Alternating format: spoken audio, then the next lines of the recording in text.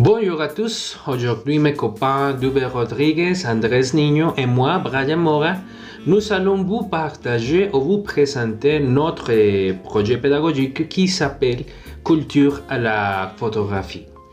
Comme vous savez déjà, la Colombie est connue par être l'un des pays les plus riches en termes de nature, des animaux, des fleurs, des minéraux, de gastronomie, des plantes et des paysages, mais aussi pour sa grande diversité et variation culturelle. Et c'est basé sur cette idée de diversification culturelle que nous, comme professeurs, avons décidé de réaliser ce projet avec l'idéologie d'un échange de divers aspects de la culture de chacun des participants. Et il est très remarquable ici de mentionner que dans les programmes de langues étrangères, il y a une grande diversification culturelle implicite de la part des étudiants de différentes provenances du pays. Et c'est pour cela que la question conductrice pour ce projet, c'est comment la culture peut-elle stimuler notre sentiment d'appartenance. Et comme objectif général, nous avons montré les différentes variations culturelles des régions et du pays auxquelles appartiennent les participants au projet.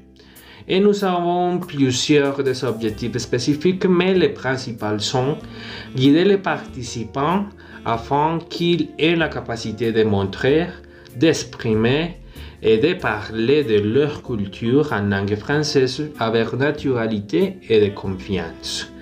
Aborder les richesses naturelles, gastronomiques, touristiques et culturelles des régions et des villages où les participants ont leur lieu d'habitation et maîtriser des petites phrases qui sont utilisées pour décrire ou montrer les contextes. Et à la fin, nous avons mettre en œuvre correctement la langue française pour exprimer et commenter l'environnement dans lequel nous vivons en société. Bon, soyez-vous bienvenus. Aujourd'hui, je vais vous parler de ce qui sera la méthodologie que nous allons implémenter dans notre projet intitulé Culture à la photographie. Bon, premièrement, nous devons savoir qu'est-ce qu'une méthodologie. Une méthodologie s'agit de ce conjoint des activités et des tâches que nous pouvons préparer et que nous pouvons développer avec nos participants, avec nos étudiants, et pour qu'ils puissent apprendre et pour qu'ils puissent développer leurs compétences, soit ces compétences linguistiques, socio-culturelles, etc., créatives. Bon, pour notre projet, nous avons choisi une méthodologie par projet, dont nous allons créer un projet à la fin du cours avec les activités que nous avons préparées pour les étudiants. Les activités que nous avons choisies pour les étudiants consistent en la création ou prendre une photo hebdomadaire avec un sujet spécifique pour qu'ils puissent exprimer ces sujets d'après la perspective qu'ils ont de sujets spécifiques. Par exemple, il y a des sujets qui sont liés à la maison, il y a des sujets qui sont liés à la nourriture, aux vêtements, aux habitudes et aussi aux activités qui ne sont pas si communes mais qui font partie de la vie des étudiants. Donc, cette méthodologie, nous l'avons choisie parce que nous voulons créer un magasin virtuel pour que les étudiants, pour que les participants ont une évidence de ce qu'ils ont fait avec les photos, les écrits, et aussi nous allons créer des espaces hebdomadaires pour que les étudiants puissent réflexionner avec de ce qu'ils ont fait, et pour prendre la photo, pourquoi ils ont pris cette photo spécifiquement, les motifs, l'inspiration, etc.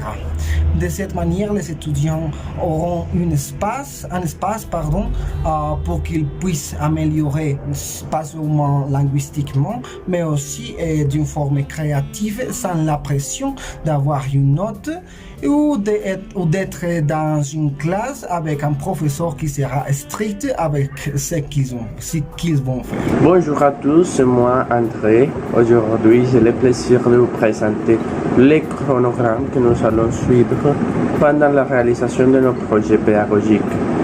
Alors, on va commencer. Tout d'abord, ce projet va commencer le 26 avril. Et le premier sujet que nous allons utiliser, c'est une description générale. Nous allons parler avec les participants de qu'est-ce que vous aimez le plus dans votre ville, dans votre région. Et de cette façon, nous allons analyser le niveau général de la langue et que les participants ont, bien sûr.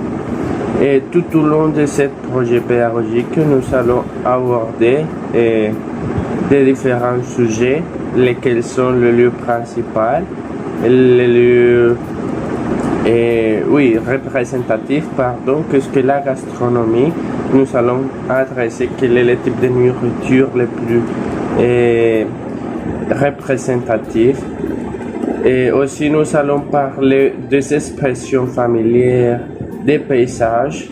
Et à la fin, nous allons finir avec un concours de Photoshop dans lequel les étudiants ou les participants doivent réaliser un mélange de thèmes qui ont été vus pendant tous les projets pédagogiques. Et de cette façon, nous allons conclure ce magnifique projet, lequel est connu comme culture à la photographie. Et c'est tout pour cette occasion. Merci beaucoup et on se voit à la prochaine fois. Au revoir.